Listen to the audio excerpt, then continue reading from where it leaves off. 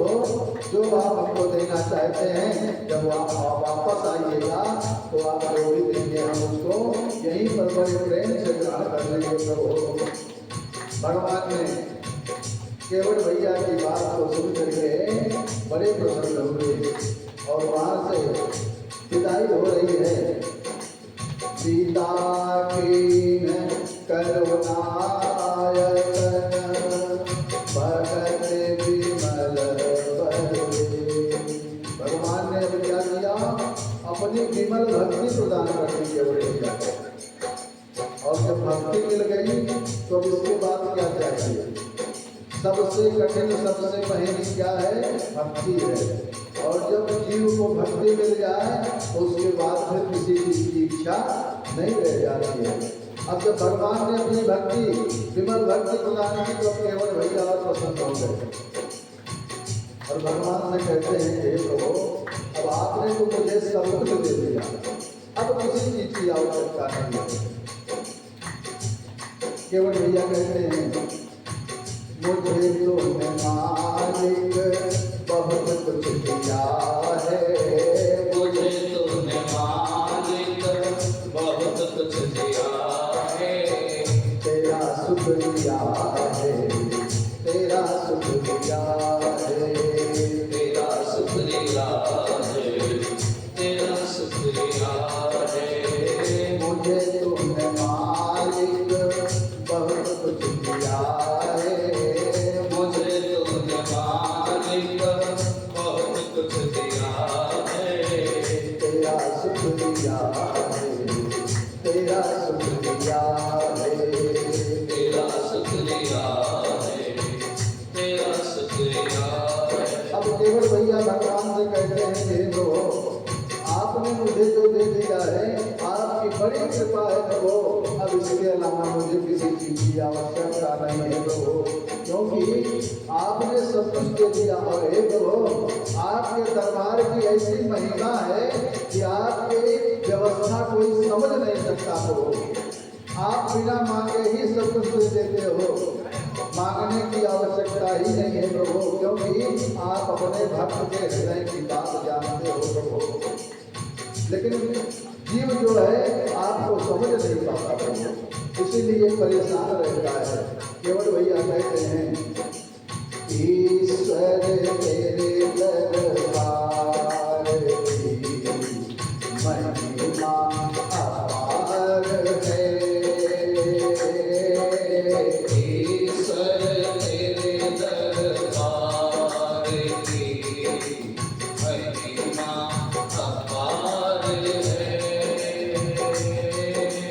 भगवान तेरे दरबार की महिमा अपार है। तेरे दरबार की महिमा अपार है। बंदा न सके जान तेरा क्या इंतजार है।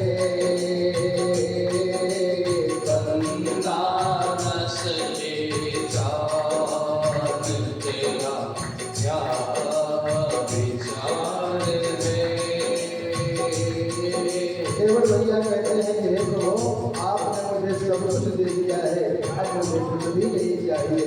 भगवान केवल भैया को आशीर्वाद देकर के वहाँ से आगे बढ़ते हैं।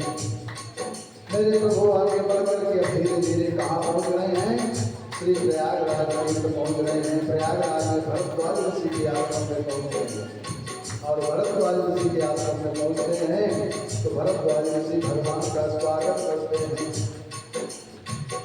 और बड़े ही प्रेम से उनको आसन पर बिठाते हैं, भगवान का पूजन करते हैं। और मेरे प्रभु भरद्वाज ऋषि के यहाँ विश्राम करते हैं।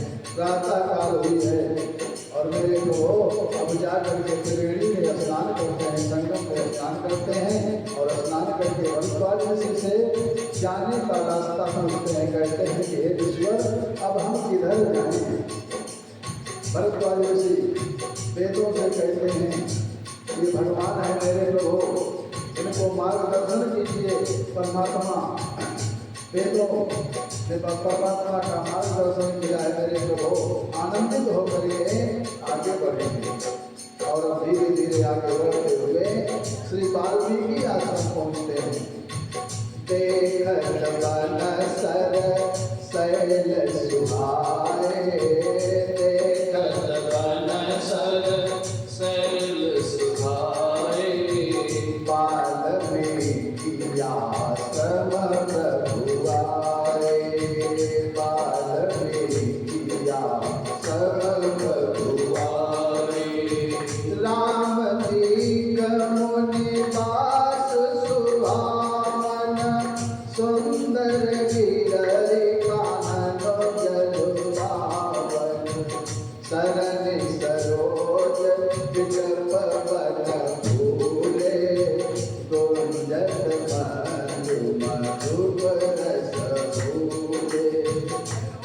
वाल्मीकि जी को जब पता चला कि मेरे प्रभु आ गए हैं, वाल्मीकि जी भगवान का स्वागत करते हैं, बड़े ही प्रेम से उनका स्वागत करके उनको बिठाते हैं, उनको जलपान की व्यवस्था कराते हैं। और उसके बाद राम जी वाल्मीकि जी से पूछते हैं, भरद्वाज जी से रास्ता पूछे हैं, और वाल्मीकि जी से क्या पूछ रहे हैं कि हे ऋषिवर, हम कहाँ पर निवास करें, कहाँ पर रहें हम। अब इस बात को सुन करके वाल्मीकि जी थोड़ा हंसते हैं भगवान पर, कहते हैं हे प्रभु, बढ़िया मजाक कर लेते हो आप हमसे पूछ रहे हो रहने का स्थान। हे प्रभु, पहले आप यह बताइए, पूछे हो कोई की रहा कहाँ, मैं पूछत सकुचा। हे प्रभु, आप मुझसे रहने का स्थान पूछ रहे हो ना, तो मैं संकोच बस आपसे पूछता हूँ क्या। पूछ हो मोहि की राह कहाँ, मैं पूछत सकुचा। जहाँ न हो तहाँ देहु कहीं, तो मैं दिखाऊंगा। हे प्रभु, आप मुझसे रहने का स्थान पूछ रहे हो ना, तो हे प्रभु, पहले आप यह बताओ कि आप कहाँ पर नहीं हो, जहाँ पर आप ना हो प्रभु वह स्थान आप बताओ, तब मैं आपको रहने का स्थान बता दूँ। जब प्रभु आप कण में विराजमान हो, तो मैं आपको रहने का स्थान कहाँ बताऊँ। अब वाल्मीकि जी की बात को सुन करके राम जी अपने सिर को झुका दिए, थोड़ा संकोच में हो गए, और वाल्मीकि जी से इशारों में कहते हैं कि हे मुनिवर, आपको पता है कि हम लीला स्वरूप हैं, लीला स्वरूप में आए हैं, तो आपको जब सब कुछ पता ही है, तो जो भेद है उसे भेद ही रहने दो, उजागर का है वो कर रहे हो। अब वाल्मीकि जी भगवान से कहते हैं कि हे प्रभु, अगर आप रहने का स्थान पूछते हो तो सुनिए, निदर रहे सरित सिंधु सरधारी, रूप में तो जहाँ हो हे प्रभु, आप वहाँ रहिए जिनका हृदय उत्तम हो, जिनका हृदय स्वच्छ हो, उनके हृदय में आप वास करो। जिनकी दृष्टि पवित्र हो, उनकी दृष्टि में आप वास करो प्रभु। जिनकी जिह्वा पवित्र हो, उनकी जिह्वा पर वास करो प्रभु। जिनका मन पवित्र हो, उनके मन में आप वास करो प्रभु। सब करि मांग एक फल, राम चरण रति हो, और तिनके मन मंदिर बसो, सिय रघुनंदन लो। तिनके मन मंदिर बसो, सिय रघुनंदन लो। हे प्रभु, जिनका हृदय स्वच्छ हो, आप उनके हृदय में वास करो। अब वाल्मीकि जी प्रसन्न हैं, और प्रसन्न होकर के वाल्मीकि मन आनंद भारी, अमंगल मूर्ते नयन निहारी। भगवान के मंगल स्वरूप का दर्शन करते हुए वाल्मीकि जी बहुत प्रसन्न हैं, और भगवान को देखते हुए वाल्मीकि जी का हृदय गदगद हो गया। नयनों में प्रभु जब आएंगे तब हृदय तो निश्चित ही गदगद हो जाएगा ना। तो वाल्मीकि जी आज वो प्रसन्न है, नेत्र से भगवान का दर्शन कर रहे हैं और भगवान का दर्शन करके बड़े ही प्रसन्न हो रहे हैं और भगवान से कहते हैं कि हे प्रभु, अब आप जब रहने का स्थान पूछ रहे हो हमसे तो मेरा परम सौभाग्य है प्रभु, अब आप चित्रकूट में जाकर के वहीं पर निवास करिए। मेरे प्रभु आगे बढ़ते हैं, चित्रकूट पहुँचते हैं। निषाद राज भैया भी साथ में है, लक्ष्मण भैया हैं, जानकी मैया हैं, उनके निवास की व्यवस्था बढ़िया बनाते हैं। इधर मेरे प्रभु चित्रकूट पहुँचे हैं और उधर क्या हो रहा है अयोध्या में, सुमंत जी वापस गए हैं महाराज दशरथ जी के पास।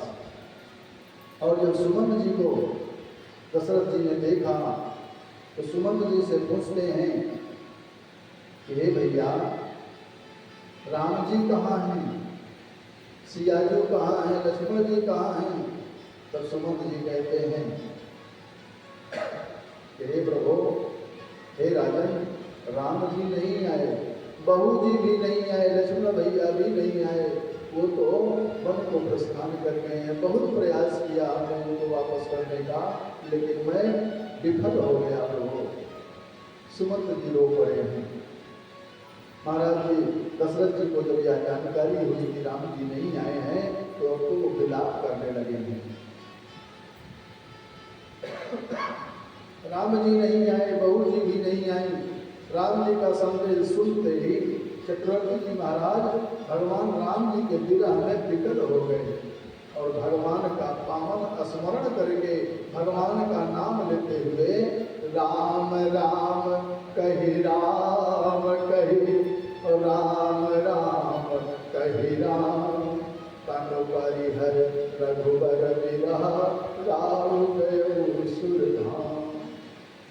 भगवान का स्मरण करते करते महाराज दशरथ जी प्रभु के लोक को चले गए। अब महाराज दशरथ जी देवलोक प्रस्थान किए हैं। भोलेनाथ भगवान मैया पार्वती से कहते हैं कि हे देवी, महाराज दशरथ का जीवन जीना और मरना दोनों उत्तम हो गया। कैसे कि जियन मरन फल दशरथ पावा और अंड अनेक अमल जसु छावा।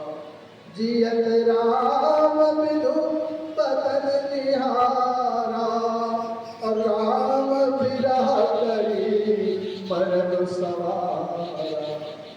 रहते हुए राम जी का दर्शन किए हैं महाराज दशरथ जी और प्राण त्यागते समय राम जी का स्मरण किए हैं।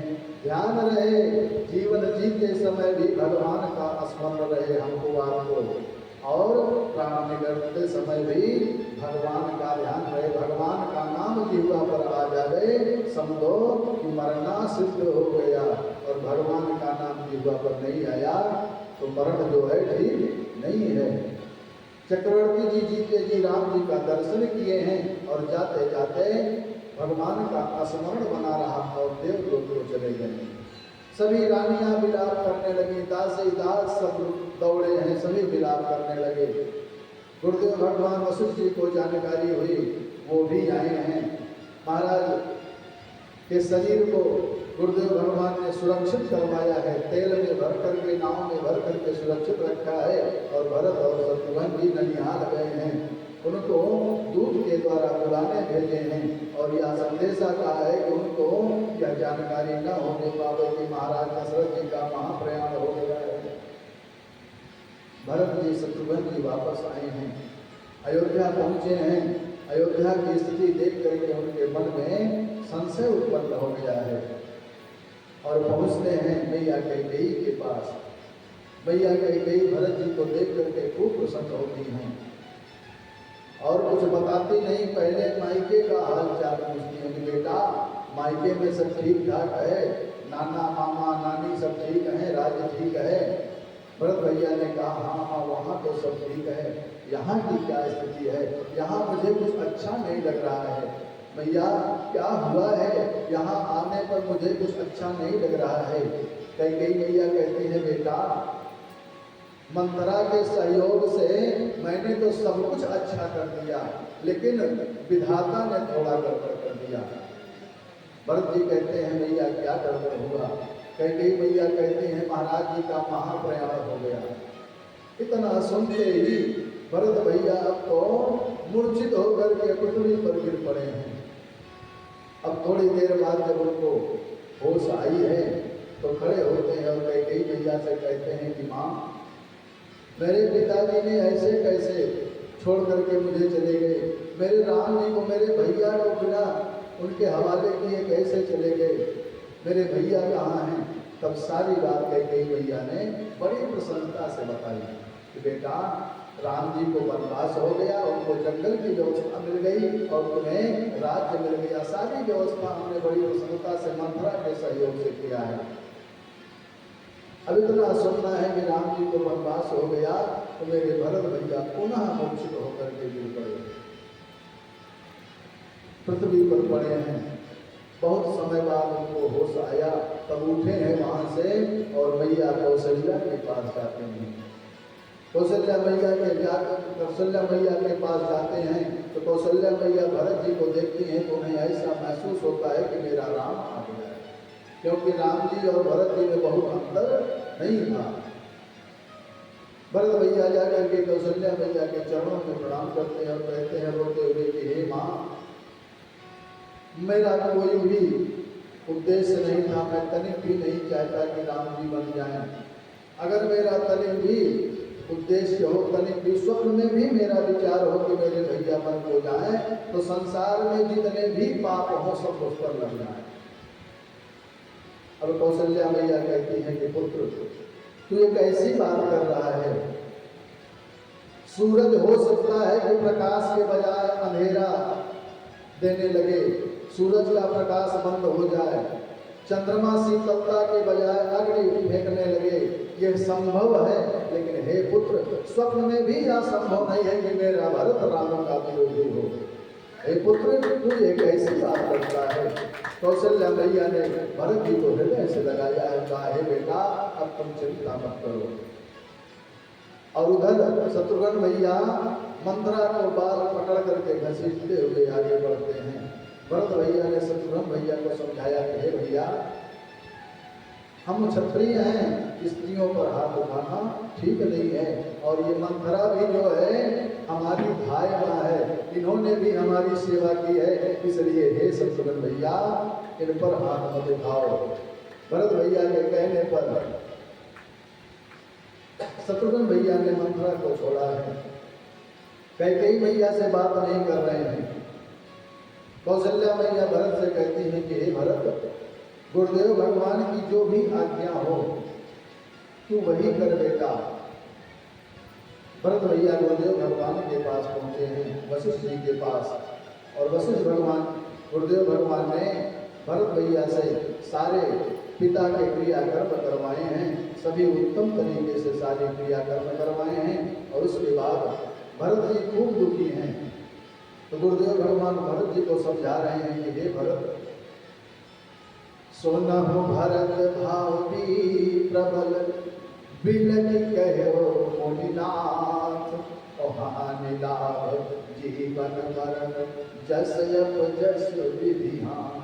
हे भरत, हे पुत्र, तुम अपने पिता के लिए सोच मत करो, जो भी होना है सब विधाता के हाथ में, हानि लाभ जीवन मरण जस अपजस सब कुछ विधाता के हाथ में है, इसमें मनुष्य का कुछ चलने वाला नहीं है। हे पुत्र, आपके पिता जो गए हैं महाराज दशरथ, वो सोचनीय नहीं है, उनका ऐसा कार्य है कि वो सोचनीय नहीं, उनके बारे में सोचो मत, बस भगवान से प्रार्थना करो जहाँ भी रहें प्रसन्न रहें। सोचनीय नहीं कौशल राव, भुवन चारि दस प्रकट प्रभाव, भयउ न आय न वो निहारा, भूप भरत जस पिता तुम्हारा। हे पुत्र, आपके पिता जैसा राजा न तो हुआ है और न ही अब कोई होगा। हे पुत्र, सब प्रकार से आपके पिताजी प्रशंसा के योग्य हैं, ऐसे पिता का सोच करने योग्य नहीं है। देवता ब्रह्मा विष्णु शिव दिग्पाल जगत में जितने भी तत्व हैं सब आपके पिताजी की प्रशंसा करते हैं। पुत्र, हे पुत्र, आप राम जी लक्ष्मण जी, शत्रुघ्न जी, आप जैसे जिनके चार चार पुत्र हों, उन्हें उस पिता की प्रशंसा कौन नहीं करेगा। पुत्र, हे पुत्र, आपके पिता महाराज दशरथ जी सोच करने योग्य नहीं हैं। अब आप आगे की व्यवस्था देखो, जो जिम्मेदारी आपके पिताजी ने छोड़ करके आपके ऊपर गए हैं उसको संभालने का प्रयास करो। अब महाराज भरत जी गुरुदेव भगवान से कहते हैं कि हे प्रभु, क्या आज्ञा है मेरे लिए। गुरुदेव भगवान वशिष्ठ जी कहते हैं कि हे पुत्र, ये राज्य की व्यवस्था तुम्हारे ऊपर है और इसे तुम्हें ही संभालना है। भरत जी कहते हैं कि हे प्रभु, मुझे यह राज्य नहीं चाहिए। मोहि राज हट दई हम जबहि, मोहि राज हट दई हम जबहि, रसा रसा कल जई हम तबहि। हे गुरुदेव भगवान, अगर हट से जोर जबरदस्ती से मुझे यह राज्य दिया गया तो मैं रसातल को चला जाऊंगा। अनेक प्रकार से मंत्रीगण गुरुदेव भगवान माताएं समझा रही हैं। तब भरत भैया कहते हैं कि ठीक है, आप सबकी बात ठीक है, लेकिन एक बात मेरी भी माननी होगी आप सबको। गुरुदेव भगवान ने कहा, कहो भरत, क्या इच्छा है तुम्हारी। भरत भैया कहते हैं कि हे प्रभु, हम एक बार अपने भैया से मिलने जाएंगे और उनसे मिल करके हम निवेदन करेंगे, उनको वापस लाने का प्रयास करेंगे। उसके बाद ही जो कुछ होना होगा। माताएं, नगरवासी, गुरुदेव भगवान सभी प्रसन्न होते हैं भरत भैया के विचार से। भरत भैया कहते हैं कि ये कहिया कही है मन माही, प्रातः काल चली हम प्रभु पाही। मैं प्रातः काल भगवान से जाकर के मिलूंगा, अपने प्रभु से मिलूंगा, उसके बाद उनकी जो आज्ञा होगी मैं वही करूंगा। सभी नगरवासी, गुरुदेव भगवान माताएं सब प्रसन्न होते हैं और सबका विचार बन जाता है कि भरत जो कह रहे हैं ठीक कह रहे हैं और भरत के साथ हम सब भी राम जी से मिलने के लिए जाएंगे। प्रातः काल हुई है, चलत प्रात लख निरनौनी के, भारत प्राण पीस भेष बही के, मुनि बंद भरत सिरुनाए, चले सकल घर बिगाड़ कराई। सभी लोग भरत भैया के साथ चल पड़े हैं राम जी से मिलने के लिए। और मेरे भरत भैया चिंतित हैं। मैया कैकेयी से कहते हैं कि हे माँ, आपने क्या किया है। राम मोरा गईले बनवा हो। भरत भैया मैया से कहते हैं कि हे माँ, राम मोरा गईले बनवा हो, नहीं भावे भवनवा। राम मोरा गईले बनवा हो, नहीं भावे भवनवा। राम मोरा गईले बनवा हो, नहीं भावे भवनवा। राम मोरा गईले बनवा हो, नहीं भावे भवनवा। गजब के छतिया बनलो रानी कैकेयी, गजब के छतिया बनलो रानी कैकेयी। राम जी के बनवा बनलो रानी कैकेयी, राम जी के बनवा बनलो रानी कैकेयी। कैसे के हो, कैसे के रही है परनवा हो, राम गईले बनवा। कैसे के रही है परनवा हो, नहीं भावे भवनवा। तिलक भरत जी कहले समझाई के, तिलक भरत जी कहले समझाई के। कहाँ चली गया भैया अइले हंसराय के, कहाँ चली गया भैया हम कभी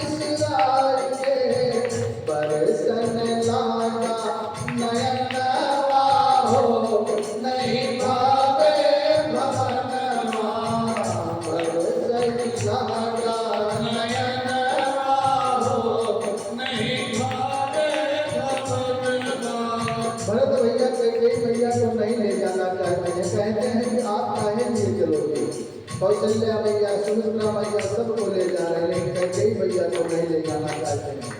कैकेयी मैया भरत के चरणों में गिरने का प्रयास करती हैं।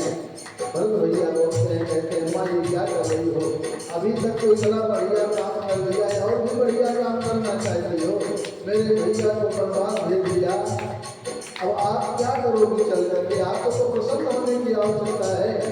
कैकेयी मैया रोती है, कहती है हे भरत, अब मुझे और मत सताओ, राम का दर्शन मुझे भी करना है। भरत भैया के साथ सभी चल पड़े हैं। भरत भैया भी राम जी के पास चल पड़े हैं। भरत चले चित्रकूट हो रामा, राम को मनाने।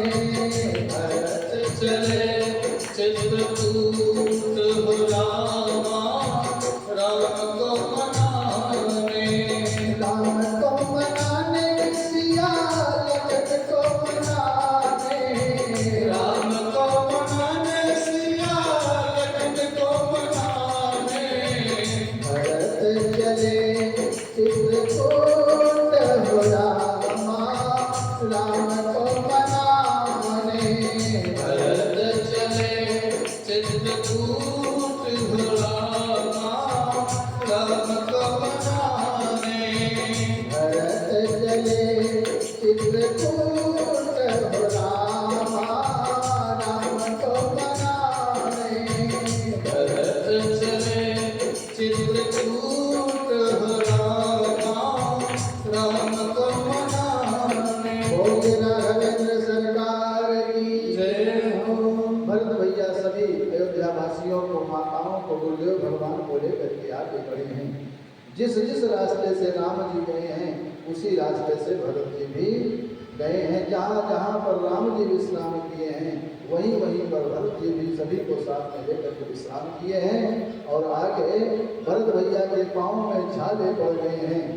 झलका झलकत पायन कैसे, पंकज कोस कोस कन जैसे। कैसे झलके झाले पड़े हैं भगवान के दर्शन की लालसा में भरत जी के पाँव में छाले पड़ गए हैं। जैसे कमल के कोस में ओस की बूंद पड़ी हो, ऐसे भगवान भरत भैया के पाँव में छाले पड़े हैं। भरत भैया धीरे धीरे आगे बढ़ रहे हैं और वहाँ मन में भगवान को विराजमान किए हैं। मन में धारणा प्रभु को बसा करके भरत भैया चलते हैं। सीताराम चरण रति मोरे, अवन दिन बढ़ाऊ अनुग्रह मोरे। भगवान को अपने हृदय में बसा करके भरत भैया आगे बढ़े हैं और धीरे धीरे चित्रकूट की ओर पहुंच रहे हैं। जिधर जिस रास्ते से राम जी गए हैं उसी रास्ते से भरत भैया भी पहुंच रहे हैं। और वहाँ मैया जानकी जी के साथ क्या हो रहा है। मैया जानकी जी प्रातः काल उठी हैं और राम जी से आकर के कहती हैं कि हे प्रभु, उमा राम रजनी अवसेखा, और जागे सीन सपन यस देखा, और सहित समाज भरत जनुमाए, नाथ वियोग पतन ताए। मैया जानकी जी राम जी से आकर के कहती हैं कि हे प्रभु, आज मैंने स्वप्न देखा और स्वप्न में क्या देखा कि भरत भैया जो है आपसे मिलने के लिए आ रहे हैं और भरत भैया के साथ पूरी अयोध्या वासी सभी आ रहे हैं, गुरुदेव भगवान भी आ रहे हैं, माताएं सब आ रही हैं। भगवान श्री राम भरत भैया की बात को सुन करके बड़े प्रसन्न होते हैं। लेकिन भैया कहते हैं कि प्रभु एक बात मैंने और भी देखा। भगवान कहते हैं क्या? भैया ने कहा कि प्रभु भरत भैया के साथ में सब आ रहे हैं, माताएं भी आ रही हैं, लेकिन माताओं का जो वेश है वो अमंगल वेश है। सारी बात बताते हैं भगवान। पहले तो प्रसन्न होते हैं और फिर दुखी भी होते हैं। प्रसन्न इस बात पर होते हैं कि सुनत सुमंगल वैन मन, प्रमोद तन पुलक भर, सार सरन सरोरुह नये, तुलसी भरे स्नेह जन। क्यों? क्योंकि मेरा भरत आ रहा है। इस बात पर भगवान प्रसन्न हुए हैं और खूब प्रसन्न हैं। और प्रसन्न होने के बाद जाते हैं, स्नान करते हैं और पूजा पाठ करते हैं। और उधर लक्ष्मण भैया ने देखा कि पूरा समाज चला आ रहा है। एक बार तो विचार करते हैं कि शायद भरत जो है अभी उनकी इच्छा भरी नहीं हुई है, वो सेना लेकर के हमसे युद्ध करने के लिए तो नहीं आ रहे हैं, थोड़ा सावधान होते हैं। लेकिन फिर विचार करते हैं कि नहीं नहीं, भरत भैया ऐसा नहीं कर सकते हैं। लक्ष्मण जी भगवान श्री राम जी के पास खड़े हैं और भरत भैया पहुंचते हैं और भगवान के पीछे खड़े होते हैं। आगे खड़े होने की हिम्मत नहीं हो रही है, कैसे आगे खड़े हों। और पीछे से भगवान के चरणों में प्रणाम करते हैं कि पाहि नाथ कहि पाहि गोसाई, अभूतल परे लकुट कीना। जैसे ही भरत भैया भगवान के चरणों में साष्टांग प्रणाम करते हैं, लक्ष्मण भैया राम जी से कहते हैं कि प्रभु भरत भैया आपको दंडवत प्रणाम कर रहे हैं। राम जी खूब प्रसन्न होते हैं और उठे राम सुन प्रेम अधीरा, कहूँ पट कहूँ निसंग धनु तीरा। राम जी प्रसन्न होकर के झुकते हैं और भरत भैया को उठाने का प्रयास करते हैं और उठा करके भरत भैया को हृदय से लगाते हैं। बर कसलिए उठाए और लाए कृपा निधान, भरत राम की मिलन लखी बिसरे सब ही अपान।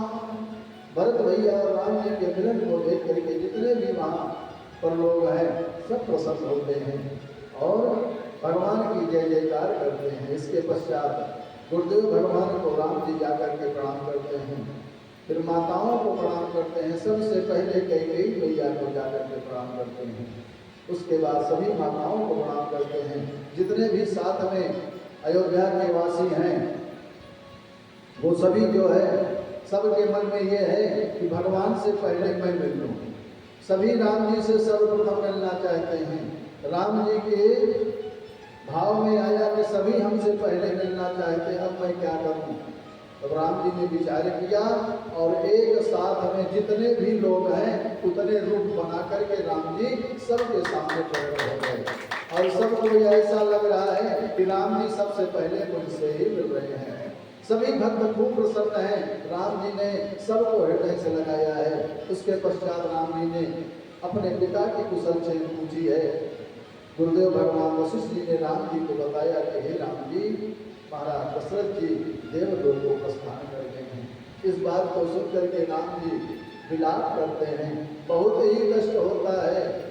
और उसके पश्चात ऐसा लगता है कि अभी अभी महाराज दशरथ जी का महाप्रयाण हुआ है, जितने भी लोग हैं सब दुखी हैं। उसके पश्चात राम जी भी अपने पिता के क्रिया संस्कार को सब कुछ करते हैं और अब सभी आपस में बैठ कर बातचीत करते हैं। भरत भैया गुरुदेव भगवान से कहते हैं कि हे गुरुदेव भगवान, अब मेरी यही इच्छा है कि मेरे भैया अयोध्या वापस चलें। अनेक प्रकार से वशिष्ठ जी भरत जी की बातचीत होती है। वशिष्ठ जी कहते हैं कि हे भरत, मेरी कहने की हिम्मत नहीं पड़ रही है, राम मानेंगे नहीं। भरत भैया बाद में फिर जाकर के स्वयं प्रभु से निवेदन करते हैं कि हे प्रभु, हम सब आपको लेने के लिए आए हैं और हम बारंबार आपसे निवेदन करते हैं कि हे प्रभु आप अयोध्या वापस चलिए। भगवान कहते हैं हे भरत, मैं तेरी बात को काट नहीं सकता हूँ क्योंकि तू मेरा बहुत प्रिय है, मैं तुझे बहुत स्नेह करता हूँ। लेकिन हे भैया ये बताओ कि जिस बात को सत्य करने के लिए मेरे पिता ने अपने प्राणों को त्याग दिया, क्या अब मैं वापस चलूँगा तो समाज मुझे अच्छा कहेगा? मेरे पिता ने अपने प्राणों का त्याग किया है और उसी राज्य के लिए मैं वापस चलूँगा, क्या यह उचित है? अब भरत भैया के पास कोई उत्तर नहीं है। भरत भैया कहते हैं प्रभु आपकी जैसी आज्ञा हो, जो कुछ भी आप कहेंगे मैं सब कुछ करने के लिए तैयार हूँ। भगवान ने कहा है भैया अभी आप सबको लेकर के वापस जाओ और जाकर के जो पिताजी की आज्ञा है अयोध्या के राज्य की व्यवस्था को देखो और जैसे ही वनवास का समय पूरा हो जाएगा मैं तुरंत आ जाऊंगा। भरत भैया ने कहा प्रभु आपको यह बात ध्यान रखने की आवश्यकता है, अगर एक दिन भी आपने विलंब किया तो यह समझ लेना कि आप अपने भरत को जीवित नहीं पाओगे भैया। भगवान ने कहा मेरे भैया तुम परेशान मत हो, मैं समय पूरा होते ही अयोध्या तत्काल वापस आ जाऊंगा। अब भरत भैया किसी भी प्रकार से भगवान की बात को मान करके सबको वापस लेकर के जाते हैं, जाने के लिए तैयार होते हैं और उसके पहले भगवान से प्रार्थना करते हैं कि प्रभु अगर आप नहीं चलना चाहते हो तो एक निवेदन है, उस निवेदन को तो स्वीकार कर लेना, उसको मत मना करना प्रभु। भगवान ने कहा कहो भरत, मुझे यह विश्वास है कि तुम ऐसी बात करोगे जिसे मुझे काटने में तकलीफ नहीं होगी, मैं आपकी बात अवश्य मानूंगा। तो भरत भैया ने कहा प्रभु आप अपनी पादुका को हमें दे दो और वही पादुका मैं ले जा करके सिंहासन पर स्थापित करूंगा प्रभु और आपके आदेश का पालन करूंगा। मेरे प्रभु प्रसन्न हो गए हैं और अपनी पादुका भरत भैया को दिए। आज यहीं पर भगवान का एक अवतार और होता है। बोलिए चरण पादुका भगवान की जय हो। भरत भैया प्रसन्न होकर के भगवान की पादुका को अपने सिर पर धारण किए हैं। प्रभु कर कृपा पावरी दीनी असागर भरत शीस धर लीनी चरण पीठ करुणा निधान के अजन जुग जामिन प्रजा प्राण के संपुट भरत स्नेह रतन के अवाखर जुग जन जीव जतन के भरत मुदित अवलंब लहे थे अवस सुख संजम श्री राम रहे।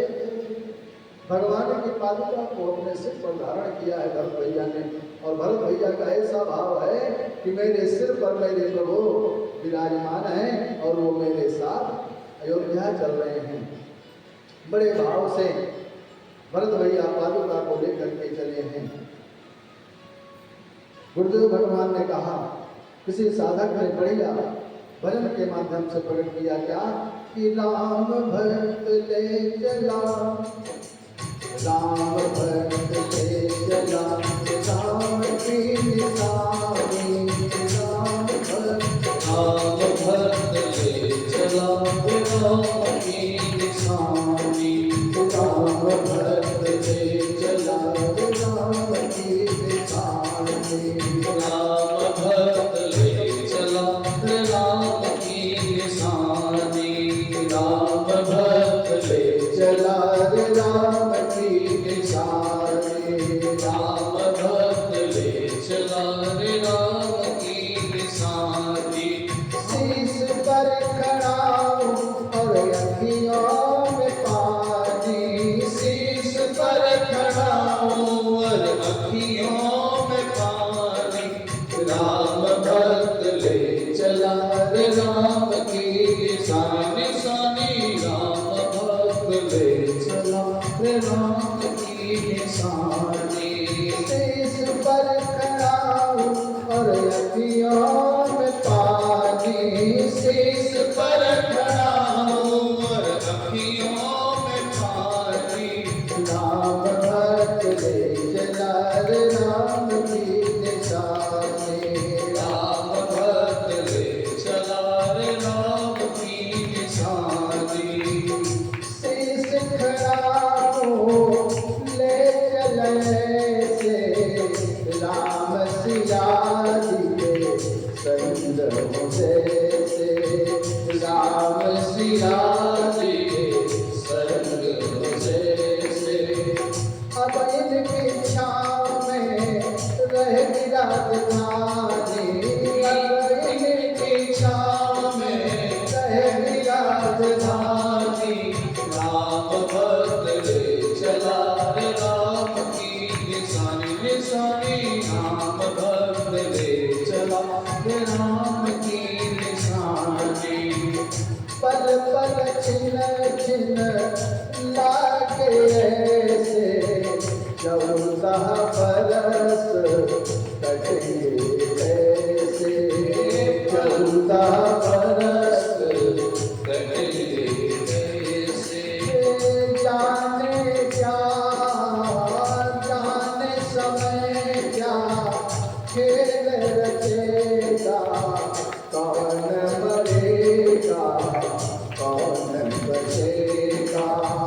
कौन मरेगा कौन बचेगा। जी करता है यही बस जाए, हिल मिल चौका बरस बिताए, हिल मिल चौका बरस बिताए। राम बिन कठिन है एक घड़ी बितानी, राम बिन कठिन है एक घड़ी बितानी, राम भक्त ले चला राम की निशानी, राम भक्त ले चला राम की निशानी। राम भक्त ले चला राम की निशानी, राम भक्त ले चला राम की निशानी। बोले राघवेंद्र सरकार की जय हो। चरण पादुका लेकर के भरत भैया धीरे धीरे अयोध्या पहुंचे हैं। अयोध्या पहुंच करके चरण पादुका सिंहासन पर विराजमान करते हैं और स्वयं जाकर के नंदी ग्राम में गड्ढा खोद करके जमीन के नीचे विश्राम करने की व्यवस्था बनाते हैं और शत्रुघ्न भैया से कहते हैं कि हे शत्रुघ्न भैया, अब आपको अयोध्या के राज्य की व्यवस्था देखने की आवश्यकता है। और इधर मेरे प्रभु श्री राम जी आगे बढ़ते हैं और अत्रि मुनि के आश्रम में पहुँचते हैं। अत्रि मुनि भगवान को देख करके बड़े प्रसन्न होते हैं, भगवान का स्वागत करते हैं, भगवान का पूजन करते हैं। सीता मैया ने अनुसुईया मैया के चरणों में प्रणाम किया है और अब अनुसुईया मैया ने सीता मैया को नारी धर्म का पावन उपदेश किया है। स्त्री धर्म पतिव्रत धर्म को श्रेष्ठ बताया है अनुसुईया मैया ने और सीता मैया को खूब आशीर्वाद दिया है। अब मेरे प्रभु अत्रि जी और अनुसुईया मैया से विदा लेकर के आगे बढ़ते हैं। आगे बढ़ करके भगवान ने जितने भी राक्षस हैं जो भी रास्ते में मिले हैं उनका संहार किया है। निश्चरहीन करम महि भुज उठाई पन कीन। क्यों संकल्प कर रहे हैं? क्योंकि रास्ते में जंगल में अनेक ऋषियों मुनियों की अस्थियों को ढेर को देखते हैं। ऋषियों मुनियों से पूछते हैं ये अस्थि के ढेर किसके हैं? ऋषि मुनि कहते हैं कि प्रभु ये तो सभी ब्राह्मण ऋषियों मुनियों की अस्थियां हैं। अब इस बात को देख करके भगवान श्री राम संकल्प करते हैं कि निश्चरहीन करम महि भुज उठाई पन कीन, सकल मुनिन के आश्रमन जाय जाय सुख दीन। मेरे प्रभु सभी ऋषियों मुनियों के आश्रम में जाकर के सबको सुखी करते हैं। इसके बाद मेरे प्रभु आगे बढ़ते हैं। आगे सबरी मैया भी भगवान का इंतजार कर रही हैं। आगे सीता मैया का हरण हुआ है, ये कथा कल आएगी। सबरी मैया भी भगवान का इंतजार कर रहे हैं कि मेरे प्रभु आएंगे। क्यों इंतजार कर रही हैं? क्योंकि सबरी मैया के गुरुदेव भगवान ने सबरी मैया से कहा है कि हे सबरी, तुम इंतजार करना, प्रभु आएंगे और आएंगे तो उनका स्वागत करना। सबरी मैया भगवान का इंतजार कर रही हैं और मेरे राम जी धीरे धीरे सबरी मैया की तरफ पहुंच रहे हैं। सबरी मैया भगवान का इंतजार करती हुई कहती हैं कि सबरी निहारे रास्ता आएंगे राम जी, सबरी निहारे रास्ता आएंगे राम जी, मेरा विधन जीवन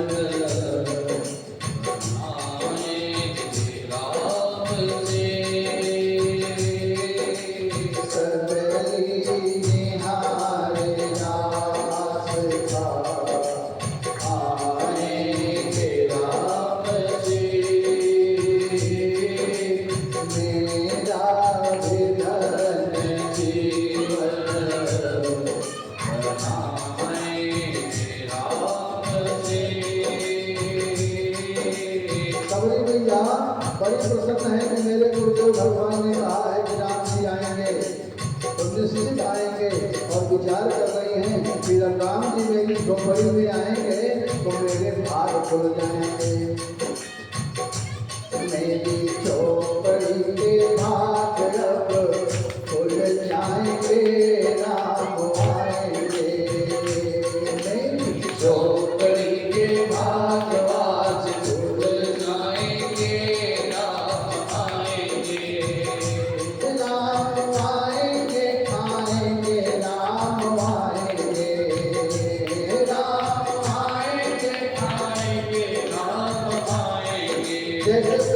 मैया भगवान का इंतजार कर रही, वैसे हमको भी भगवान की प्रतीक्षा करनी चाहिए।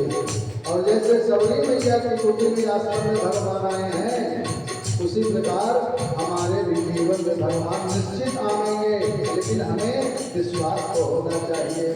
सबरी मैया बड़े प्रसन्नता से भगवान का इंतजार कर रही हैं। मेरी चौपड़ी के भागवत खुल जाएंगे, राम आएंगे। मेरी झोपड़ी के भाग आज खुल जाएंगे, राम आएंगे। राम आएंगे, आएंगे, राम आएंगे। राम आएंगे, आएंगे, राम आएंगे। राम आएंगे, आएंगे, राम आएंगे। राम आएंगे, आएंगे, राम आएंगे।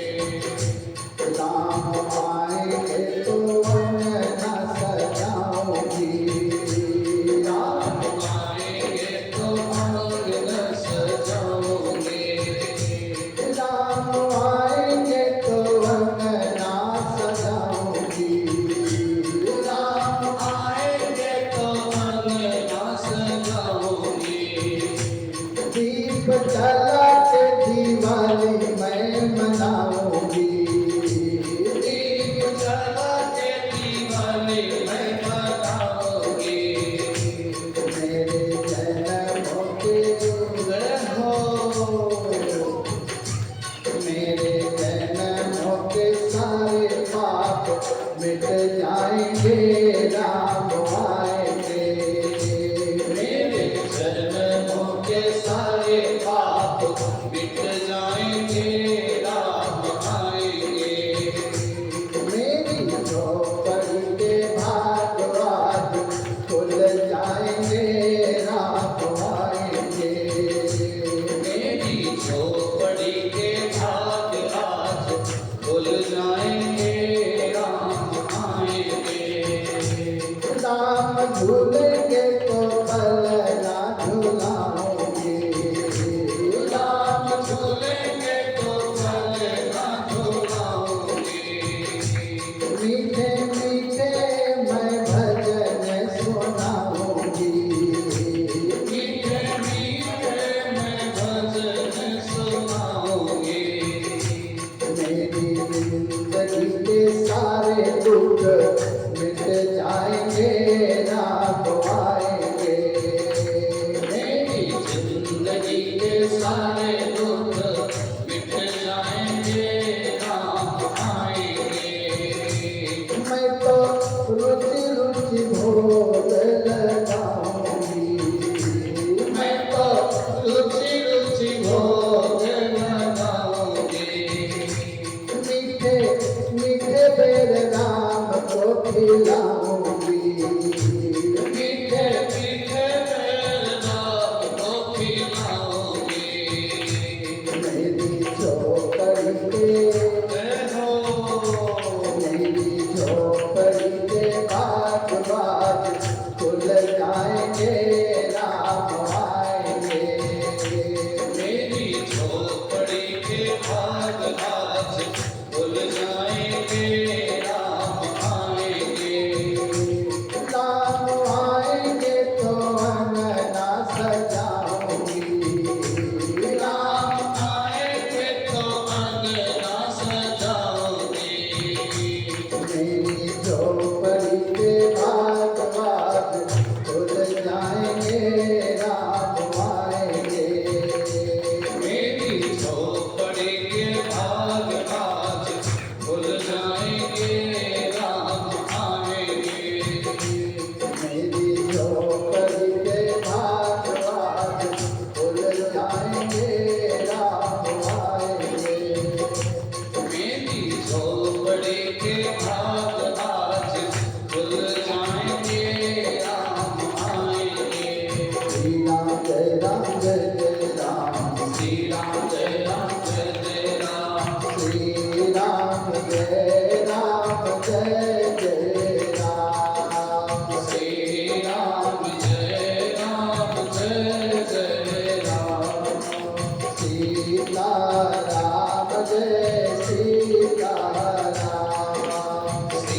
सीताराम जय सीताराम सीताराम जय सीताराम सीताराम जय सीताराम श्री श्याम जय श्याम जय जय श्याम श्री श्याम जय श्याम जय जय श्याम श्री शिव जय शिव जय जय शिव श्री शिव जय शिव जय जय शिव जय अम्बे जय जय अम्बे जय अम्बे जय जय अम्बे जय हनुमान जय जय हनुमान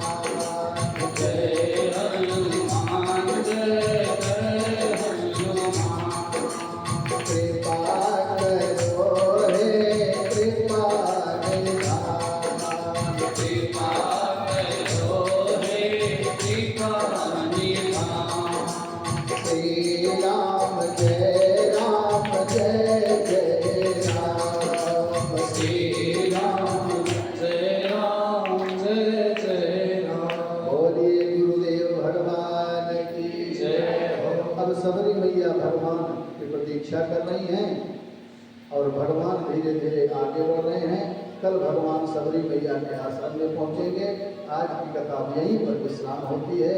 आइए बड़े प्रेम से हम सभी भक्तजन भगवान नाम संकीर्तन करते हैं। उसके पश्चात हनुमान चालीसा आरती और प्रसाद। उसके पहले कुछ पंडित जी निर्देशन करेंगे। आदरणीय श्री उमाशंकर तिवारी जी महाराज श्री का अंग वस्त्र द्वारा सम्मान करना चाहते हैं तो हम उनसे आग्रह करेंगे कृपया वो शीघ्रता से आकर के महाराज जी का स्वागत करें और वो इस यज्ञ के ब्राह्मणों का भी अंग वस्त्र द्वारा सम्मान करना चाहते हैं तो हम आग्रह करेंगे आदरणीय श्री प्रमोद द्विवेदी जी आचार्य जी कृपया वो मंच के पास आवें और श्री प्रमोद नारायण द्विवेदी जी कृपया आप भी मंच पर आकर के शीघ्रता से आने का प्रयास करें। हरि ओम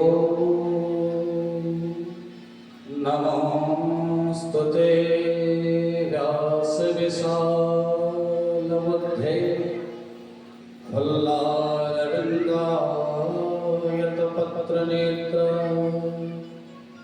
येने त्वया भारततैलपूर्णः प्रज्वलितो ज्ञानमया प्रदीपः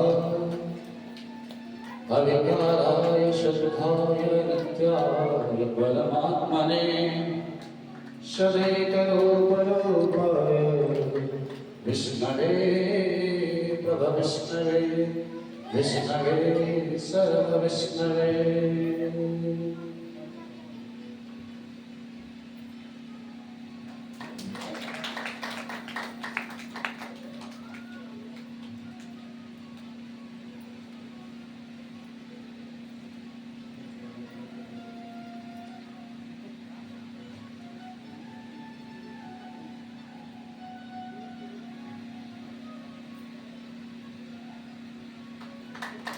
नमो ब्रह्मण्यदेवाय ब्रह्मण्यहिताय च जगद्धिताय कृष्णाय गोविन्दाय नमो नमः गोविन्दाय नमो नमः।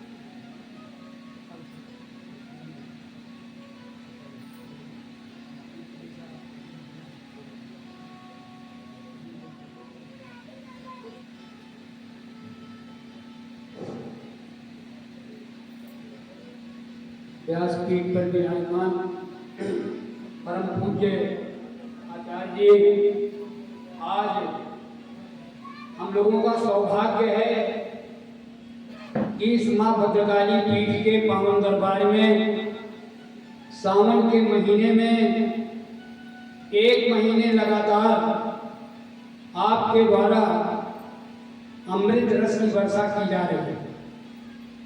हम क्षेत्रवासियों का, हम सभी माताओं बहनों का, हम सभी भक्तों का ये परम सौभाग्य है कि ये पुनीत अवसर हमें प्राप्त हुआ।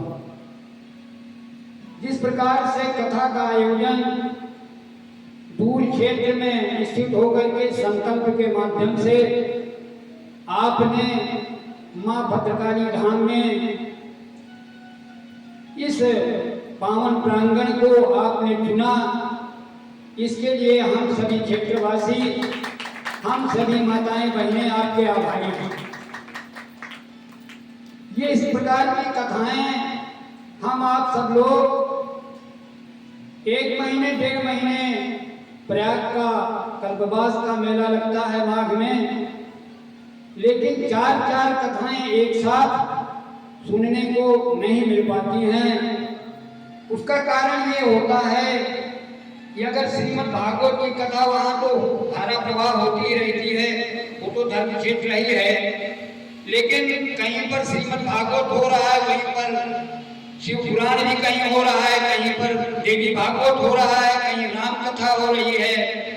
तो इन परिस्थितियों में जो वहाँ कल्पवासी या भक्तगण हैं, उनके लिए सभी कथाओं को सुन पाना नामुमकिन हो जाता है, क्योंकि माँ भद्रकाली की कृपा से, आप सबके आशीर्वाद से 13 वर्ष तक, इस वर्ष 13 वर्ष पूरा हुआ, मुझे प्रयाग की पावन धरती पर कल्पवास करने का पुण्य प्राप्त हुआ है। मैंने अनुभव किया कि पहले शिव पुराण, शिव महापुराण की कथा, फिर देवी भागवत महापुराण की कथा, फिर श्रीमद् भागवत महापुराण की कथा, और उसके बाद भगवान राम की कथा। 4 कथाएं एक साथ हम लोगों को सुनने के लिए मिली। इसके लिए हम सभी अंतर मन से, अपनी हृदय से, हम सब क्षेत्र के वासी आपके बहुत बहुत आभारी और ऋणी हैं। आपने हम लोगों के अंदर एक भक्ति का भाव जागृत किया है। विशेष करके इस ग्राम सभा में, जो सांडा हरपुर ग्राम सभा में ये मंदिर पड़ता है, वहाँ के प्रतिनिधियों की ओर से, वहाँ के प्रथम नागरिक ग्राम प्रधान होते हैं, उनकी ओर से उनका सौभाग्य है कि उनको उनके क्षेत्र में, उनकी ग्राम सभा में, माँ भद्रकाली के दरबार में ये कथा आयोजित हुई।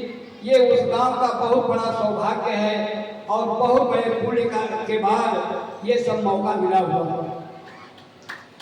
भक्तों, कथाएं तो बहुत होती हैं, हमने बहुत सुनी है, लेकिन ये क्षेत्र का दुर्भाग्य उन लोगों के लिए है जो इस विशेष मौके का लाभ नहीं उठा पा रहे हैं। यानी अभी भक्ति के भाव से कथाएं आपके बगल सांडापुर में भी हुई, 10 लाख रुपयों का आयोजन हुआ, अभी उसकी वार्षिकी भी नहीं हुई है, लेकिन फिर भी उनके अंदर भाव है। दोनों प्राणी यहाँ आकर के वो कथा को निरंतर सुन रहे हैं, समय से सुन रहे हैं, ये उनकी बहुत बड़ी भाग्य है। और जब बहुत बड़ी भाग्य होती है तभी ये सब अवसर उत्पन्न होते हैं। यही भाव है। ज़्यादा समय अब मैं आप सब लोगों का नहीं लूँगा, केवल इतना कहना चाहता हूँ कि ये कथा जो हम आप लोगों ने इस पावन धाम पर सुनी है, इसके विषय में जो आचरण बताए गए हैं, अपने जीवन में ढालने का प्रयास करें। कथा का सबसे बड़ा यही लाभ होगा, यही सबसे बड़ी चीज होगी, क्योंकि लास्ट में जो कथा महाराज जी के द्वारा व्यासपीठ से बताई जा रही है, ये रामचरितमानस जो है, ये नाना पुराण निगमागम सम्मति में रामायणे निरंतम क्वचिदन्नतोऽपि स्वान्ता सुखाय तुलसी रघुनाथ गाथा भाषा निबंध मत मंजूर मातोटी। कलयुग के प्राणियों के विषय में गोस्वामी तुलसीदास जी ये जानते थे कि बड़ी मंद बुद्धि के लोग होंगे, संस्कृत का ज्ञान उनको नहीं होगा, इसलिए उन्होंने इस रामचरितमानस की रचना इस कलयुग के प्राणियों के लिए पार करने के लिए इसकी रचना रची है। और आप सब इस रामचरितमानस को अपने हृदय में धारण करें। सरल भी है, कठिन भी है, उसको समझना बहुत आसान नहीं है।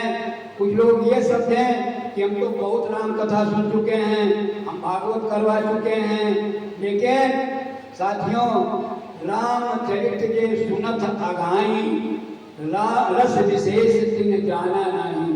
जो लोग भगवान की कथा को सुन करके आगाज जाते हैं, इसका मतलब आप लोग रस को नहीं जानते हैं।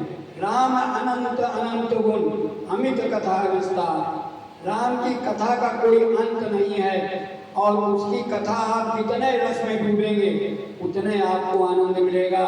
यहाँ जो माताएं, जो बहनें, जो महिलाएं अपने सारे कामों को विराम दे करके इस मंडप में आती हैं और सुनती हैं, निश्चित रूप से उनके अंदर एक भावना जागृत हुई है और ये भावना इसी प्रकार से उनके अंदर जीवंत बनी रहे। तब इस यज्ञ का, इस आयोजन का, इस कार्यक्रम का उनको कुछ न कुछ जीवन में लाभ मिलेगा। और एक निवेदन मैं आप लोगों से करना चाहता हूँ और माताओं से भी करना चाहता हूँ, विशेष करके माताएं पढ़ी लिखी हैं, कि अपने जीवन में रामचरितमानस को ढालने के लिए आप एक नियम बना लें। जैसे यज्ञ में आने के लिए नियम बनाए हैं, प्रतिदिन आप 5 दोहे का पाठ जब भी आपको समय मिले आप आंख में चश्मा लगा करके, जो भी आपकी स्थिति हो, और अगर आप पढ़ने में अक्षम हैं तो अपने पुत्र को, पुत्री को, नाती को, नातिन को बैठा करके प्रतिदिन 5 दोहे का पाठ आप सुने या करें। आप इसको करके देखें, जीवन आपका बदल जाएगा, परिवार आपका बदल जाएगा, आपकी समस्याएं बदल जाएंगी। मैं उदाहरण लेकर के बता रहा हूँ। पूज्यपाद कृपाशंकर रामायणी जी जो इसी नूरपुर के निवासी थे, कक्षा 5 में मैं जब अध्ययन करता था, उस समय पर उन्होंने रामचरितमानस की अलग जगाने के लिए एक शाखा लगा रखी थी और उनके यहाँ हम लोग जाते थे। कक्षा 5 से मैं जाता था और आज आपके बीच में मैं बता रहा हूँ, उसका लाभ ये मिला है कि उस रामचरितमानस की 5 चौपाई का पाठ आज तक, मेरी 76-77 साल की अवस्था हो रही है, आज तक मैंने नहीं छोड़ा है और निरंतर उसका पाठ प्रतिदिन करता हूँ। मेरे जीवन की वो एक धारणा बन गई है, वो मेरा दैनिक कार्य में बन गया है। इसी प्रकार से मैं हाथ जोड़ करके आप सबसे निवेदन करता हूँ, इस रामचरितमानस कि 5 चौपाई को अपने जीवन में आप उतारें, आप इसके लाभ को देखें, निश्चित रूप से आपको आपका जीवन धन्य होगा।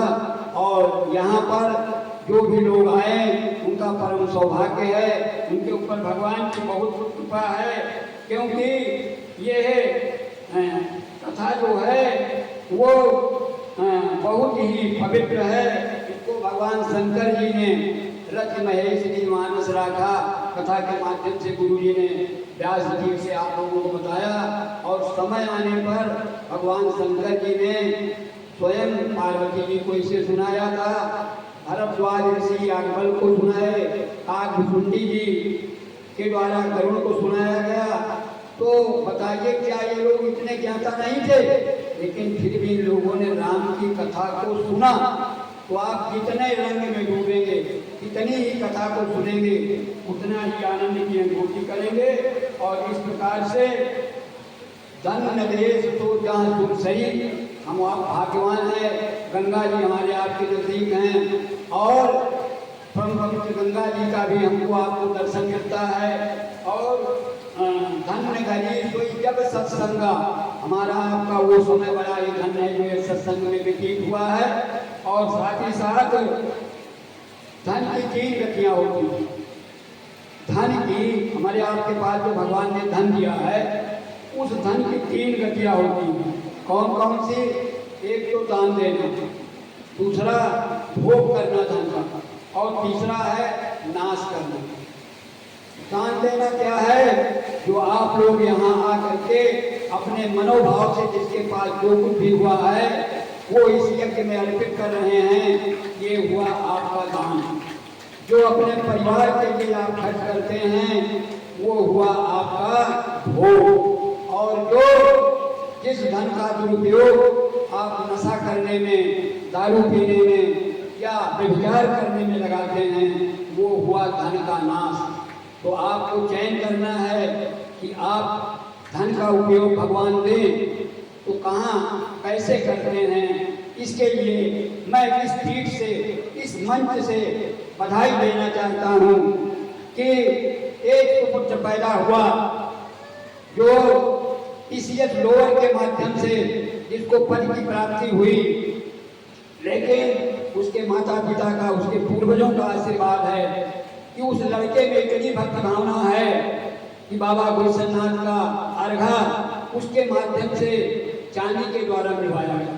माँ भद्रकाली पीठ में जो आप चांदी के पद देख रहे हैं ये उस लड़के की देन है। तो क्षेत्र में अगर भगवान किसी को दें और इस प्रकार की भावना अगर उसके अंदर आवे कि उस परिवार का बहुत बड़ा भाग्य है। अन्यथा तो पैसा बहुत लोगों के पास होता है, बहुत लोगों के पास है भी, लेकिन वो अच्छे कामों में न खर्च करके अपने सोनो साकत और तमाम तरह के उसमें उपयोग करते हैं। तो ये चीज बहुत बड़ी चीज है।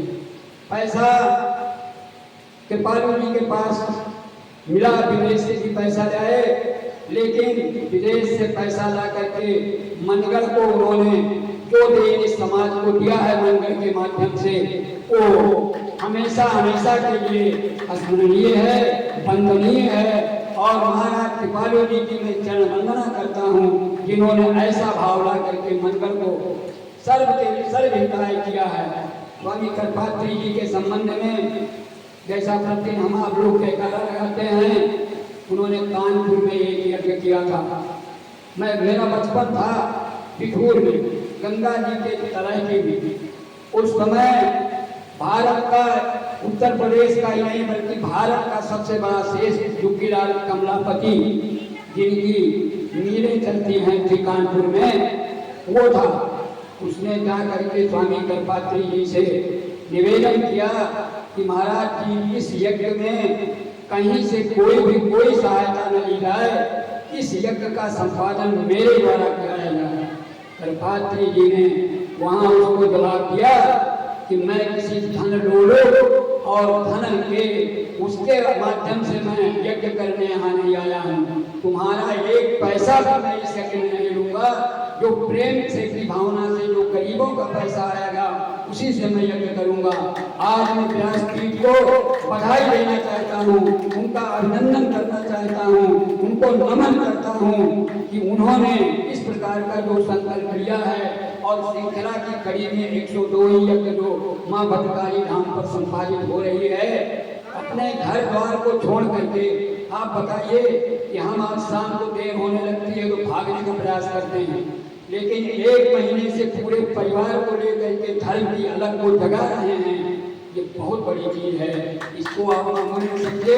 ये ईश्वर की प्रेरणा है, ये सनातन धर्म को आगे की ओर परिवार के सहित ले जा रहे हैं। भगवान से मेरी प्रार्थना है कि उत्तरोत्तर ये धर्म के क्षेत्र में आगे बढ़ें, ऐसे ही समाज का दिग्दर्शन करते रहें, ऐसे ही समाज को दिशा निर्देश करते रहें, और जो समाज को अच्छी दिशा मिलेगी निश्चित रूप से वो समाज आगे जाएगा। और सनातन धर्म ही मूल है, उसी सनातन धर्म से ही देश का कल्याण होगा, सारे जीवधारियों का कल्याण होगा, हमारा आपका कल्याण होगा।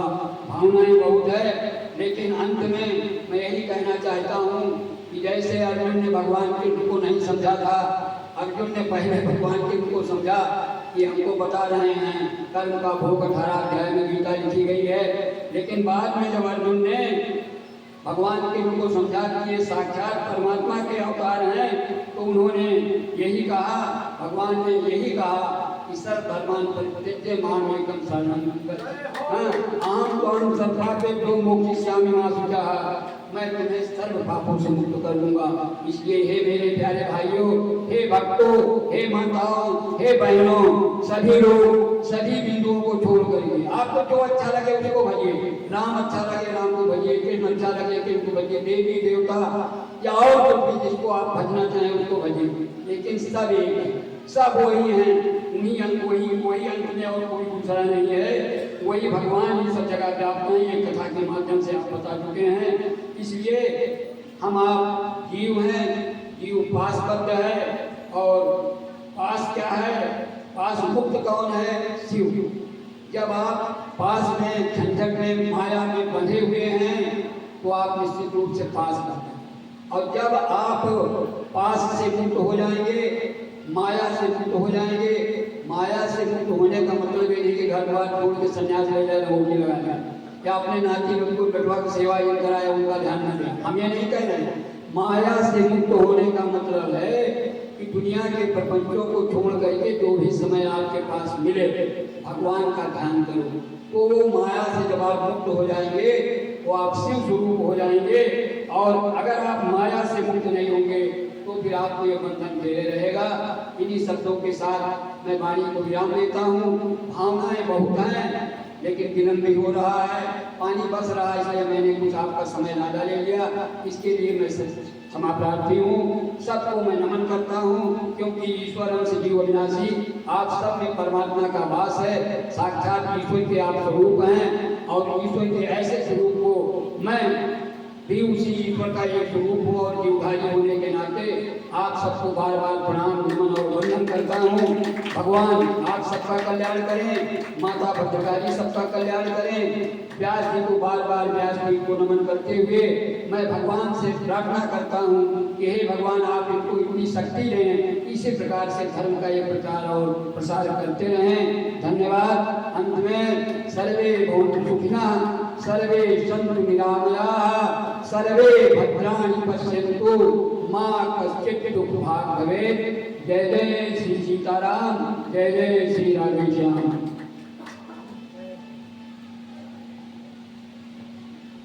बोलिए गुरुदेव भगवान की जय हो। प्रिंसिपल साहब तिवारी को बहुत बहुत साधुवाद। आपके उत्तम विचार को बारंबार वंदन और अभिनंदन। आइए बड़े प्रेम से हम सभी भक्तगण अब श्री हनुमान चालीसा का पाठ करने के लिए सम्मिलित होते हैं क्योंकि समय अधिक हो रहा है। सीधा हनुमान चालीसा, उसके पश्चात आरती। जहाँ तक आवाज़ पहुँच रही है सभी भक्तों से निवेदन है जो जहाँ पर हैं वहीं से श्री हनुमान चालीसा का पाठ करें और अपने जीवन को धन्य बनाएं। आइए बड़े प्रेम से। जय जय जय हनुमान गोसाई कृपा करहु गुरुदेव की नाई। जय जय जय हनुमान गोसाई कृपा करहु गुरुदेव की नाई। जय जय जय हनुमान गोसाई कृपा करहु गुरुदेव की नाई। श्री गुरु चरण सरोज रज निज मन मुकुर सुधारि।